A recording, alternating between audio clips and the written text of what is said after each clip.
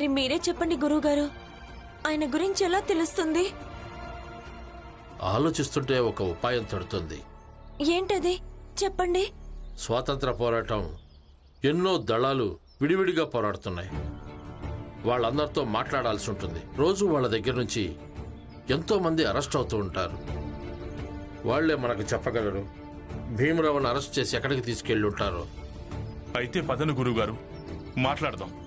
కానీ ఆ తర్వాత కూడా భీమరావును విడిపించటం చాలా కష్టం.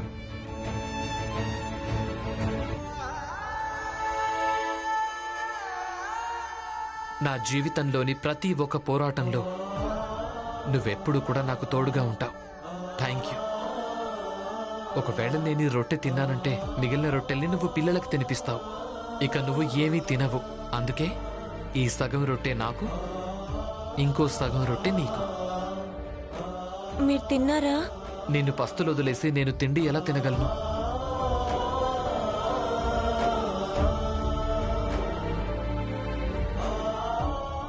ఈ గాజులు ఆ గాజులాగా మెరిసేవి కావు. అలాగే ఇవి నీ చేతులకు ఎంతో సేపటిదాకా కూడా ఉండలేవు. కానీ ఈ గాజులు ఎప్పుడూ నీకు అనుభూతిని కలిగిస్తూ ఉంటాయి. నీ భర్త ప్రతి క్షణం నీ గురించి ఆలోచిస్తూ ఉంటాడని. నువ్వు ప్రపంచం దృష్టిలో ఏమైనా కానీ నువ్వు నా మానసిక ప్రపంచానికి మహారాణివి. అలాగే ఎప్పటికీ ఉంటావు.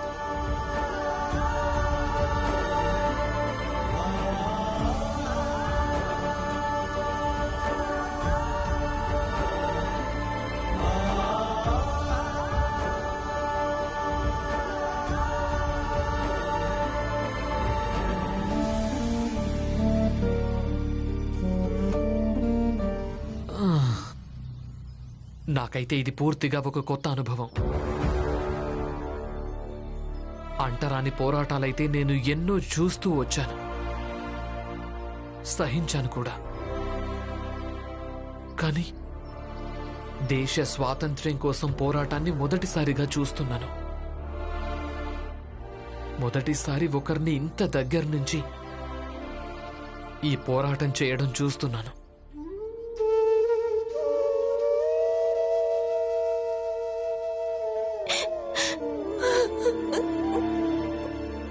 ఎక్కడికి తీసుకువెళ్ళారు ఎవరికి తెలుసు? ఇప్పుడని ఎలా వెతకాలి?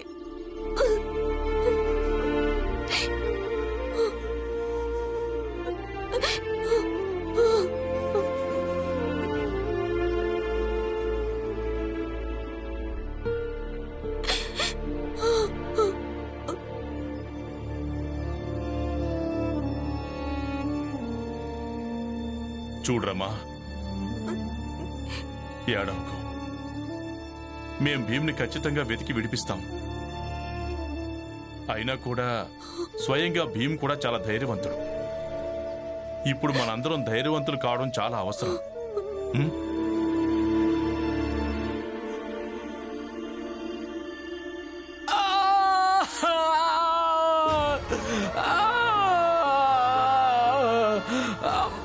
చాలా నొప్పిగా ఉంది. తట్టుకోవడం నా వల్ల కావట్లేదు. ధైర్యంగా ఉండు. మనం పడుతున్న కష్టం వృధాగా పోదు.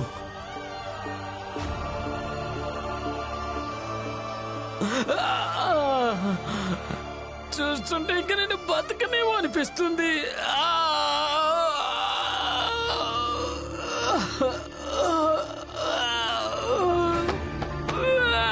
ఎవరైనా ఉన్నారా? తలుపు తీయండి. బయట ఎవరైనా ఉన్నారా? తనకి ఏదైనా అవుతుందేమో, తలుపు తీయండి. ఎవరైనా ఉన్నారా?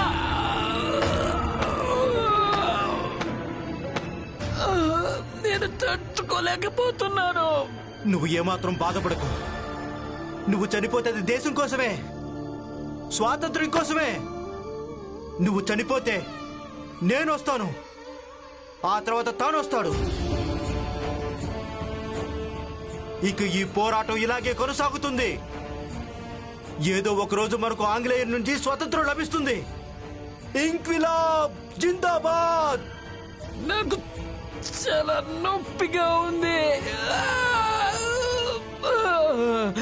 దీనికంటే నేను చనిపోవడమే మంచిది.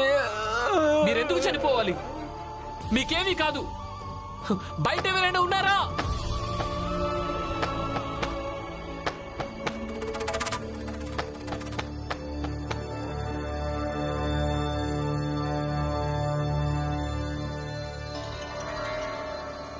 సార్ ఇలాగే ఎప్పుడు మందు మందు అని అరుస్తూనే ఉంటాడు.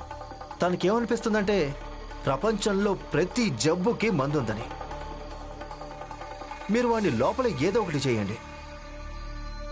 దాంతో ఎలాంటి మందు అయినా వాడిని కాపాడకూడదు. ఇందుకోసం మేము మీకు రుణపడి ఉంటాము. మీ సహాయాన్ని మేము ఎప్పటికీ మర్చిపోలేము. ఏదోటి చేస్తాను, కానీ కొంచెం సమయం పడుతుంది. మేం కూడా పైకి సమాధానం చెప్పాల్సి ఉంటుంది. డోంట్ వరీ, పని పూర్తవుతుంది. నరోత్తం,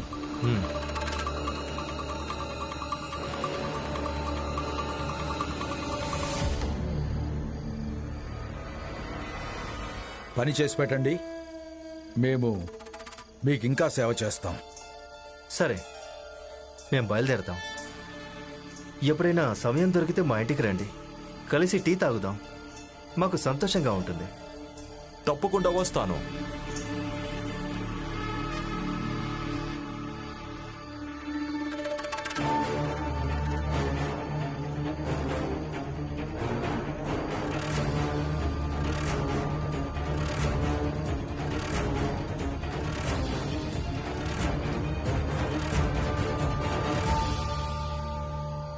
తలుపు తీయండి. స్వాతంత్ర్యం, స్వాతంత్ర్యం, స్వాతంత్ర్యం.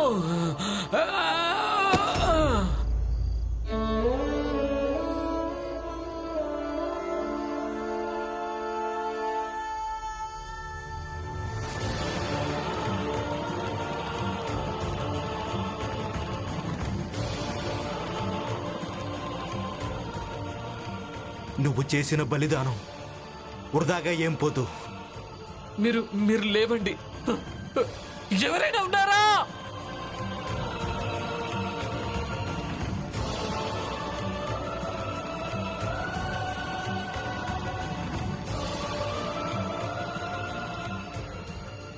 ఇంక్విలాబ్ జిందాబాద్.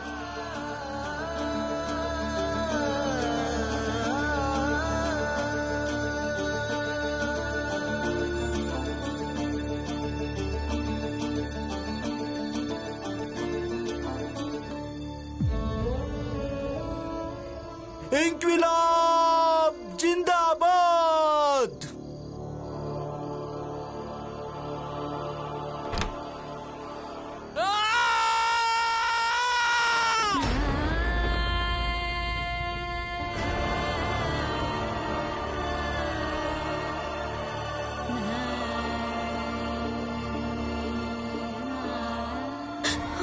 లేదు, మీకేం కానివ్వను. లేదు లేదు, మీకు అసలేం కానివ్వను. మేమంతా మీకు తోడుగా ఉన్నాం. అలాగే భీమరావు త్వరగా విడుదలవ్వాలని ఆశిస్తున్నాం. అన్నట్టు, ఒకవేళ తను విడుదల కాకపోయినా నిరాశపడకండి. మీ అబ్బాయి ఒక గొప్ప పని, ఒక గొప్ప కళ కోసం పట్టుబడ్డాడు. ఒకవేళ ఇందులో తన ప్రాణాలు పోయినా కూడా ఇది తన బలిదానం అవుతుంది. లేదు,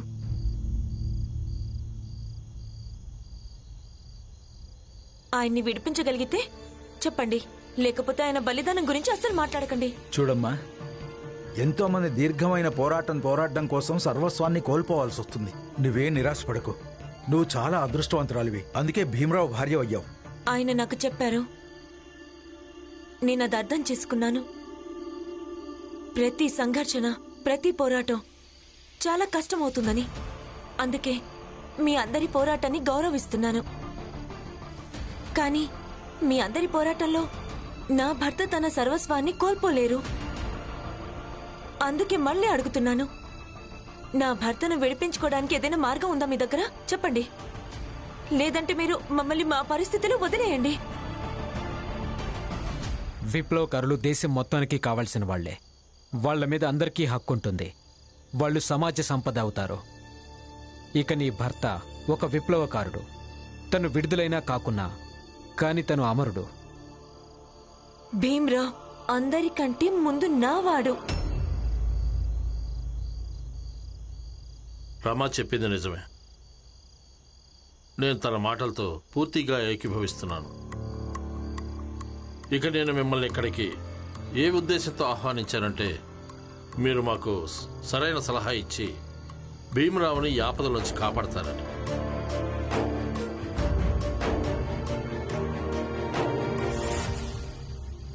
చూడండి, మీరందరూ వచ్చారు.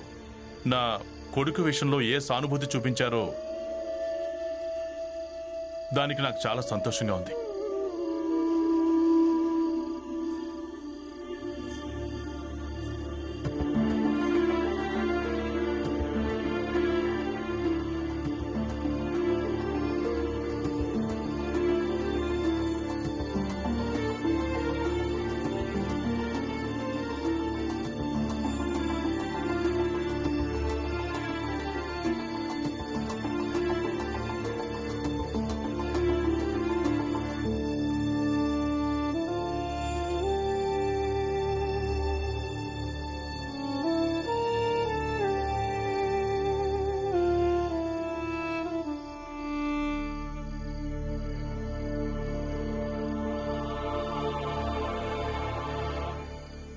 ఇప్పుడు రమ్మ మళ్ళీ ఏదో కొత్త నాటకం ఆడుతుంది.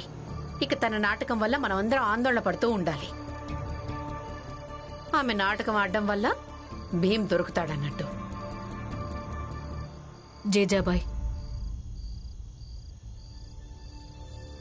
నీ కళ్ళెదురుగానే భీమ్ను అబద్ధపు ఆరోపణ చేసి తీసుకెళ్లారు. ఒకవేళ ఇలాంటి పరిస్థితి నిన్ను ఆందోళన పెట్టుకుంటే అయితే వెళ్ళు, లోపలికెళ్ళి ప్రశాంతంగా నిద్రపో. భీమ్, వాణ్ణి నువ్వు చూస్తున్నావు, కానీ వాడు రమా భర్త. వాడికిప్పుడు కనిపించడం లేదు. ఒకవేళ తన భర్త నీకు నాటకం అనిపిస్తుంటే మర్చిపోయావా? అన్నయ్య కనిపించినప్పుడు అప్పుడు నీ పరిస్థితి ఎలా ఉందో? అంటే అది కూడా ఒక నాటకమేనా? సర్లే, కానీ రమా నాటకం మాలో ఆశ కలిగిస్తోంది. మా భీమ్రావ్ తప్పకుండా మళ్ళీ ఇంటికి తిరిగొస్తాడు.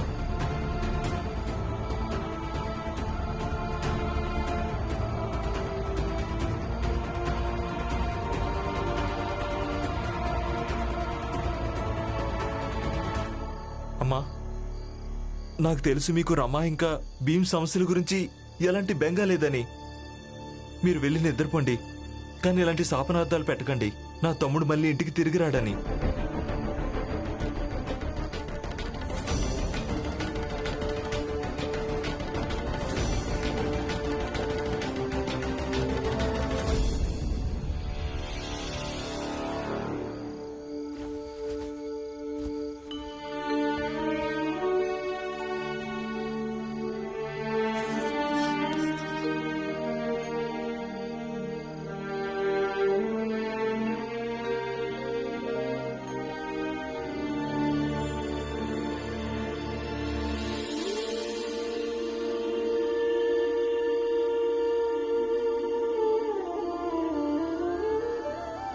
ఏం రాస్తున్నావమ్మా?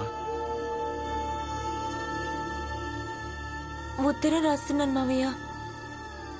బొంబాయిలో ఎవరెవరు గొప్పవాళ్ళు ఉంటారో వాళ్ళందరికీ ఉత్తరం రాస్తున్నా. నా భర్తను దౌర్జంగా తీసుకెళ్లారని గవర్నర్ కూడా ఉత్తరం రాస్తున్నాను.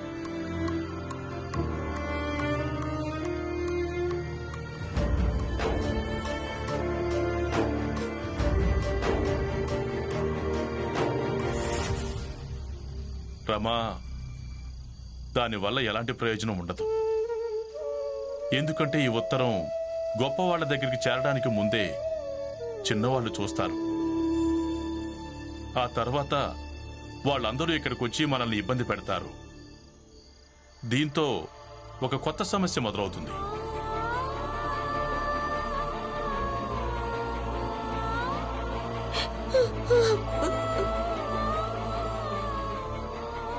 మరేం చెయ్యాలి మావయ్య?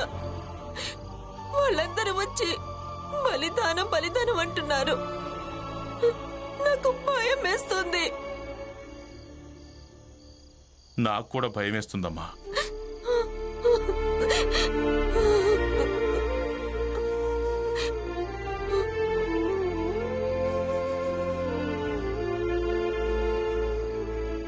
ఇలా చూడు మంగేష్, సతారాలో రామ్జీతో నాకు స్నేహం కుదిరినప్పుడు అప్పటి నుంచి నేను రామ్జీ కుటుంబాన్ని చూస్తూ వస్తున్నాను.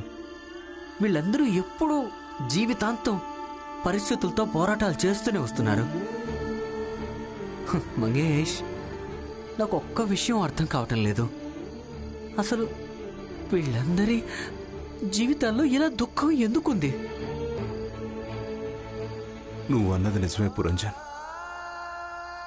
రామ్జీ సతారాలో ఉన్నప్పుడు అప్పుడు నేను అలాగే ఉన్నత జాతి వాళ్ళందరం కలిసి ఎప్పుడు కూడా రామ్జీ కుటుంబాన్ని చాలా బాధ పెట్టాం, కష్టపెట్టాం.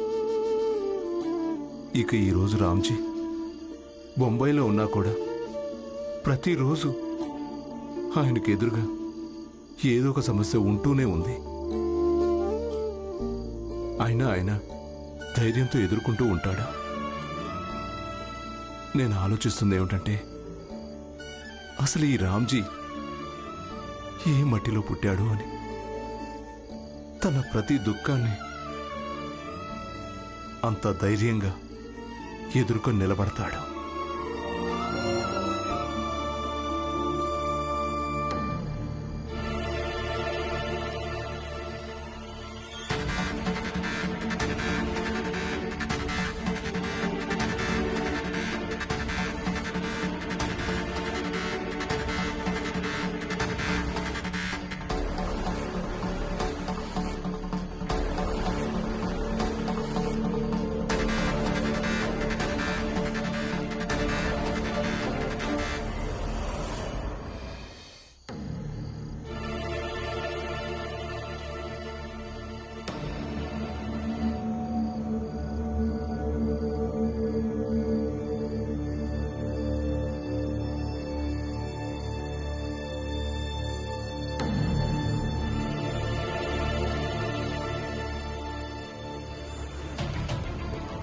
మావయ్య, ఇతనెవరు? అసలు వాళ్ళు ఇతనిలా నేల మీద పడేసి వెళ్ళిపోయారెందుకు?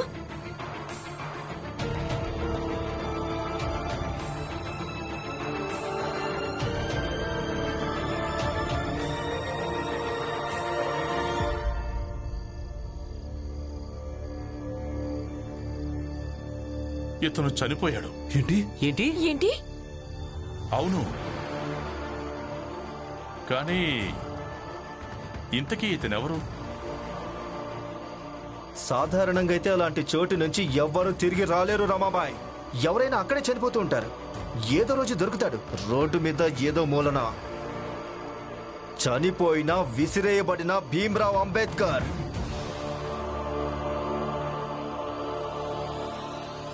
అంటే ఇతనెవరైనా విప్లవకారుడు కాదు కదా? నేను కేలుష్కర్ గురువు గారికి ఇప్పుడే వెళ్ళి చెప్పాల్సి ఉంటుంది.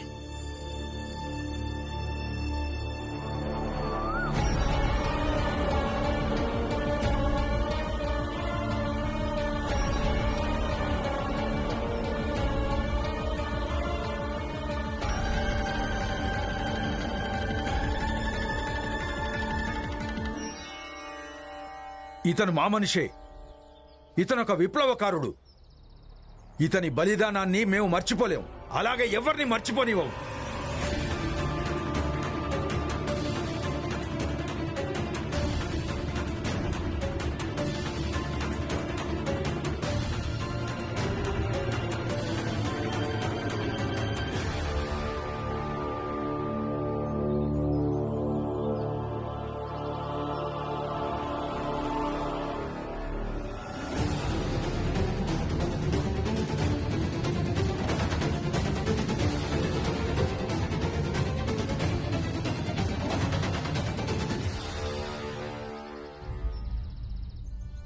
ఎక్కడికి ఎక్కడికి పరిగెడుతూ వెళ్తున్నావు రమా? చూడు, జాగ్రత్తగా చూడు. భవిష్యత్ తన రూపాన్ని వర్తమానంలో చూపించింది. దాన్ని ఎదుర్కోవడం వల్ల బలం లభిస్తుంది. రేపు దేవుడు అలా చేయకూడదనుకో. ఆ శవం స్థానంలో భీమరావు ఉంటే అప్పుడు కూడా ఇలాగే పరిగెత్తుతావా?